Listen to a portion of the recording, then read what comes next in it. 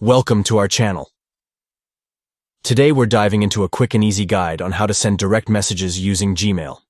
Whether you're looking to connect with friends or collaborate with colleagues, we've got you covered with these simple steps. Let's get started. First, open the Gmail app on your device and log in with your credentials.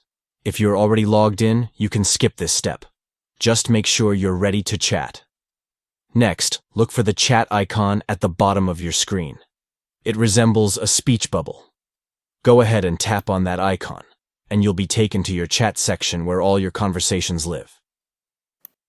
Now, it's time to open the conversation you want to continue or start.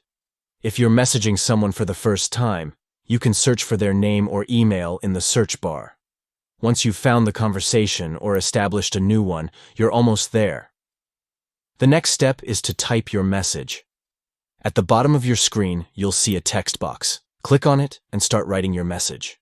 Remember, you can share thoughts, clarify questions, or even exchange files if needed, making communication so much easier. Finally, after crafting the perfect message, look for the send button, which resembles a paper airplane.